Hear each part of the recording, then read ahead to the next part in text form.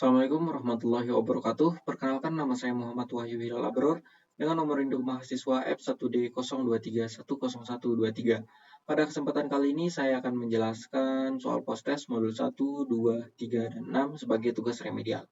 Mulai dari yang pertama itu adalah modul 1, yang dimana soal post-testnya adalah menjelaskan algoritma dan flowchart dari program konversi suhu. Mulai dari algoritmanya, yang pertama memulai program, kemudian program meminta untuk memasukkan suhu awal, kemudian program menampilkan suhu awal dalam Celsius, Fahrenheit, dan Kelvin. Kemudian program menghitung suhu setelah 15 menit dengan mengurangi 25% dari suhu awal, kemudian dikonversikan ke Fahrenheit. Setelah itu program menghitung suhu setelah 45 menit dengan mengurangi 65% dari suhu awal, kemudian dikonversikan ke Kelvin. Kemudian, program menghitung suhu setelah 25 menit dengan menambahkan 35% dari selisih suhu awal dan suhu akhir setelah 45 menit. Kemudian, program menampilkan hasil perbandingan suhu saat ini dengan suhu setelah 25 menit, suhu terdingin, dan suhu setelah 15 menit pendingin. Dan program selesai. Itu adalah algoritma dari programnya. Kemudian, yang kedua adalah flowchart-nya. Di sini, start, kemudian dimulai dengan mendeklarasikan variabel suhu awal dengan bentuk integer, dengan tipe integer, kemudian yang selanjutnya itu menampilkan pesan masukkan suhu awal. Oke. Kemudian setelah itu menampilkan suhu awal kamar Holil, kemudian yang selanjutnya itu adalah menampilkan suhu kamar Holil dalam 3 bagian, yaitu pertama dalam Celsius, kemudian kedua Fahrenheit, kemudian yang ketiga itu Kelvin dengan rumus ini, kemudian selanjutnya adalah menampilkan setelah 15 menit, kemudian menampilkan suhu kamar Holil berkurang sebesar dengan rumus ini dalam bentuk Fahrenheit, kemudian dengan pengurangan sebesar dalam bentuk Kelvin, kemudian setelah itu menampilkan setelah 45 menit. Kemudian outputnya atau di sini akan ditampilkan suhu kamar Holil berkurang sebesar dengan rumus ini, yang dimana akan ditampilkan dalam bentuk Celsius. Kemudian yang selanjutnya akan ditampilkan suhu kamar Holil dan suhu awal dalam bentuk Celsius. Kemudian yang selanjutnya adalah akan menampilkan suhu akhir kamar Holil saat ini yang ditampilkan dengan Celsius. Kemudian yang selanjutnya adalah menampilkan Holil mematikan pendingin, kemudian menampilkan setelah 25 menit, kemudian yang selanjutnya menampilkan suhu kamar Holil naik menjadi dengan rumus ini yang akan ditampilkan dengan Celsius. Kemudian yang selanjutnya akan menampilkan hasil perbandingan dari yang pertama itu di sini adalah di sini ada 3 perbandingan, kemudian dengan rumus ini, kemudian program selesai. Ya, itu dia. Kemudian lanjut ke modul 2. Yang di sini saya mengambil program bagi THR, mulai dari algoritmanya. Yang pertama mulai program, kemudian program meminta pengguna untuk memasukkan nama dan NIM pengguna. Kemudian yang selanjutnya, program meminta pengguna memilih jenis mahasiswa 1, 2, atau 3. Setelah memasukkan tipe mahasiswa, pengguna akan diminta untuk memasukkan jam waktu kuliah. Setelah itu, program menampilkan THR untuk pengguna sesuai dengan tipe mahasiswa dan durasi kuliah dalam waktu detik. Kemudian THR tipe 1 akan mendapatkan 500.000, kemudian THR tipe 2 akan mendapatkan 850.000, kemudian THR dengan tipe 3 akan mendapatkan 1 juta. Kemudian program menanyakan apakah pengguna pernah kuliah malam atau tidak. Jika pengguna pernah kuliah malam, maka program akan meminta pengguna untuk memasukkan total waktu kuliah malam dalam bentuk detik. Kemudian program menghitung total THR apabila jam kuliah malam di antara 1 sampai 2 jam, maka akan ditambah 200.000. Antara 2 sampai 3 jam, maka akan ditambah 500.000. Apabila lebih dari 3 jam, maka THR awal akan dikalikan 2.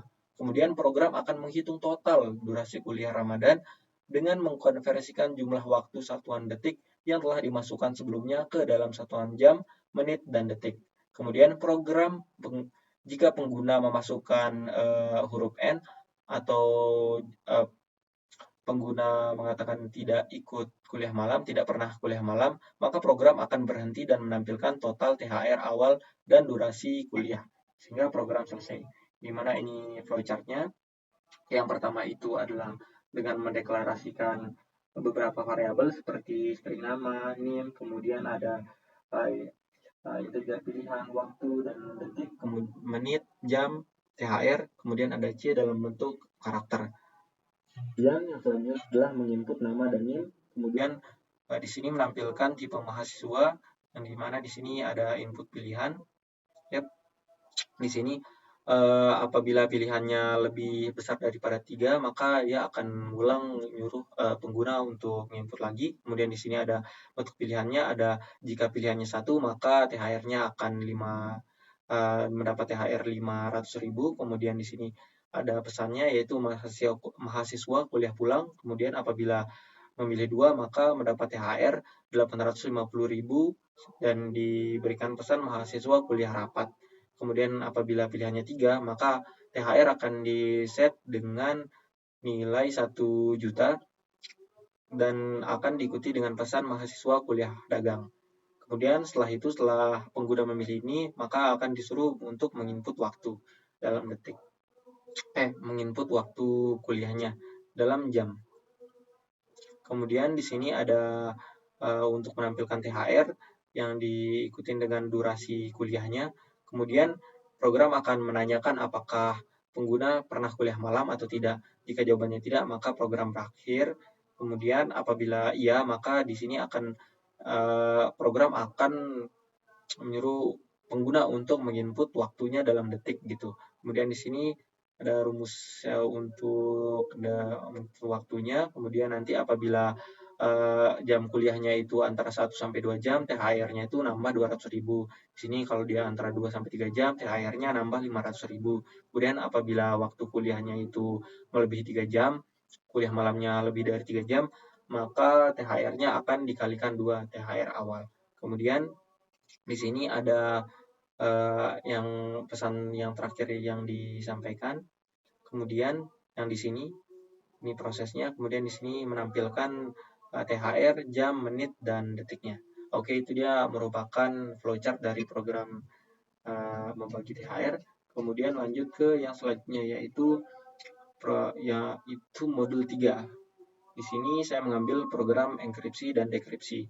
Yang pertama itu adalah algoritmanya. Yang dimana pertama mulai program, kemudian yang kedua program meminta pengguna memasukkan pesan teks dan kunci untuk sesar zipper. Kemudian program mencetak ulang pesan secara terbalik dengan melakukan iterasi melalui karakter pesan dari belakang ke depan. Selanjutnya, program melakukan enkripsi sesar zipper pada pesan yang telah diubah urutannya. Setiap karakter diubah berdasarkan kunci yang dimasukkan, sehingga program selesai. Kemudian ini adalah flowchart-nya yang dimulai dengan di sini menginisialisasikan atau mendeklarasikan variabel pesan dan key. Kemudian habis itu di sini ada menginput pesan dan kuncinya di sini. Kemudian ngeset di sini ada menginisialisasi A dengan 0 di sini. Kemudian di sini pesan A itu dia itu tidak sama dengan 0 yang ini. Kemudian setelah itu apabila dia iya, maka nanti A itu bakal diinkremenkan. Jika tidak, maka nanti masuk ke proses yang ini gitu. Nah, kemudian habis itu nanti akan mencetak pesan yang sudah di reverse gitu. Kemudian di sini melanjut ke proses selanjutnya, yaitu di sini set rep sama dengan pesan I di sini untuk ngecek bagian sini untuk huruf kecil, kemudian di sini untuk huruf kapital atau huruf besar, di mana di sini itu untuk proses sesar zippernya. Kemudian di sini ada untuk ngeprint atau menampilkan pesan yang sudah di reverse dan di sesar zipperin gitu. Kemudian program berakhir gitu.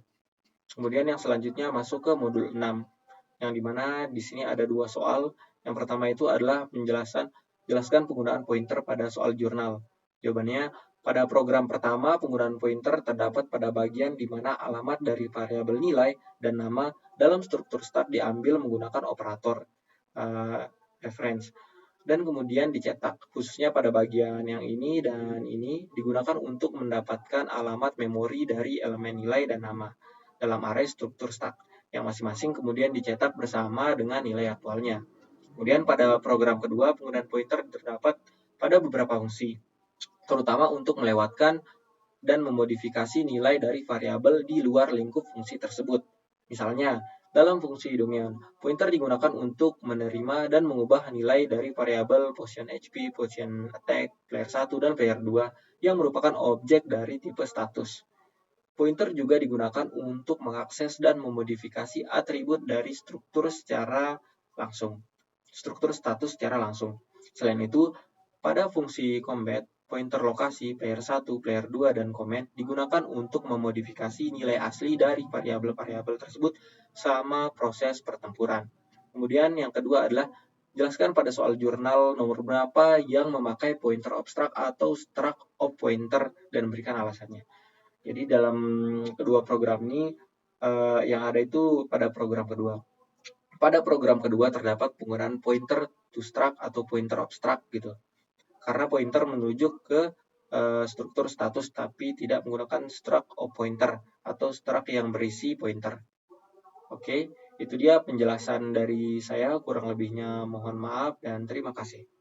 Assalamualaikum warahmatullahi wabarakatuh.